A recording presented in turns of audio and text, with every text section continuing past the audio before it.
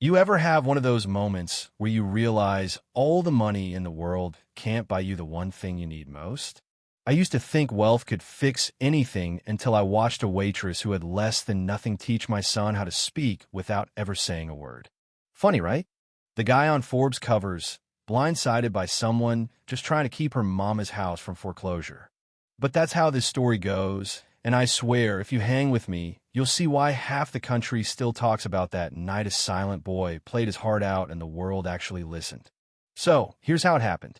My name's Elliot Graves, and on paper, I had it all code, contracts, a private jet on standby, you name it.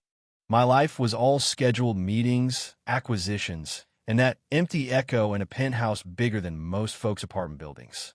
But every night, I'd come home to the one thing money couldn't fix. My son, Oliver, 8 years old, smart as a whip, but locked tight inside himself.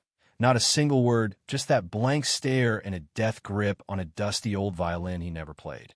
I burned through therapists, speech pathologists, even hired some hotshot from Vienna who claimed music could reach him, but after a few months, they all quit. Not him, not my Oliver. You want to know what broke that silence? It wasn't me or some expert with a wall full of degrees. It was Arya Bennett, a waitress working double shifts at the Sterling Grand, fighting to keep the bank from taking her mother's house. I still remember the morning our worlds collided Oliver's birthday. Actually, I promised myself, no phone, no meetings, just me and my boy, so we went downstairs to the hotel restaurant for breakfast.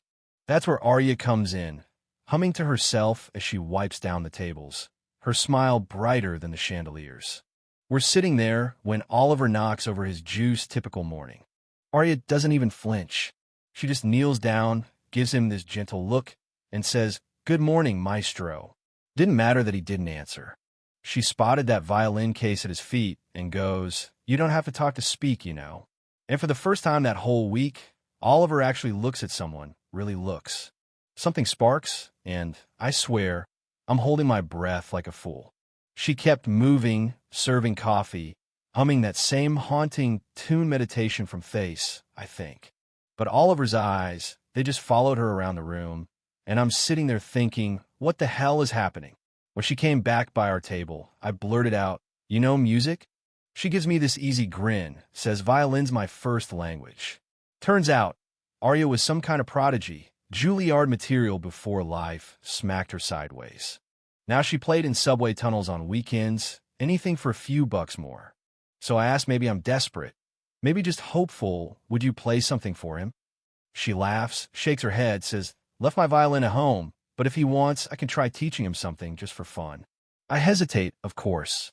Background checks, security, you get the picture. But then Oliver, my Oliver, who never reaches for anyone, puts his hand on hers. Just once, like he's saying, "Let her try." You know what I mean? In that moment, all the protocol in the world just sort of faded out. Upstairs in that cold, too perfect penthouse, Arya sits cross-legged on the carpet, pulls out Oliver's violin, and says, "I'm not teaching you to play like anyone else. I'm going to help you play like you." She places his fingers on the bow, guides his hand. The sound is scratchy, off-key, honestly pretty terrible, but it's the first sound that violin's made in years. I stood there, jaw slack, heart in my throat. That night, for the first time, I didn't check my email, didn't pace around the kitchen, just watched my son sleep, violin next to his pillow, something like peace on his face. After that, Arya became a fixture. At first, she was the violin friend, then she was Oliver's coach. Every visit, something new unlocked a hum, a tap, sometimes even eye contact. She had this patience, this warmth that changed everything. Not just for Oliver, but for me, too. The penthouse started feeling less like a museum, more like a home. But you know how it is when you start letting hope creep and the world notices. Brad Whitmore, my business partner, he's a shark in a suit. He corners me one day, sneering. "You're letting hotel staff run therapy for your son? We could hire the best in the world." I shrugged him off, but pretty soon, rumors started.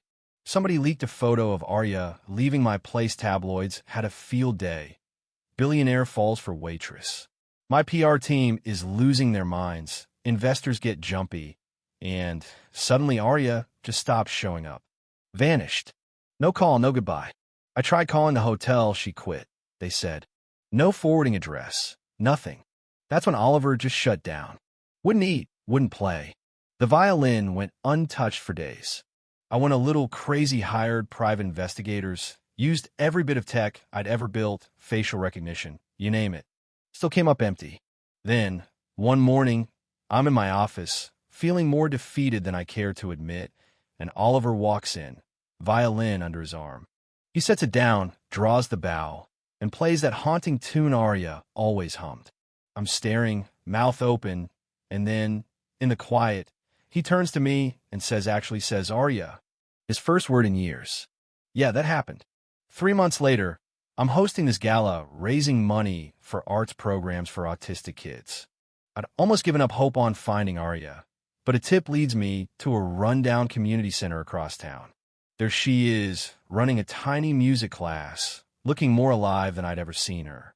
You changed my son's life. I tell her, let me help you now. She's hesitant, proud, doesn't want charity. Finally, she agrees, but only if Oliver leads the performance. I'll follow, she insists. The night of the gala, the ballroom is packed, celebrities, senators, tech giants, the works. Oliver walks onto that stage, spotlight on him, violin in hand. The whole place goes dead quiet. He lifts his bow shaky, but determined, and lets out the purest note you've ever heard. Then Aria joins him, harmony floating through the hall. People weep. Phones record. When the last note fades, nobody even claps at first, they're too stunned. Then, the place erupts. The next morning, their duet's gone viral. Aria gets flooded with offers, record deals, interviews, TED Talks, but she turns them all down. With my support, she opens the Bennett Center for Neurodiverse Arts, a space where kids like Oliver can find their voices through music. 6 months after that night, I resign as CEO.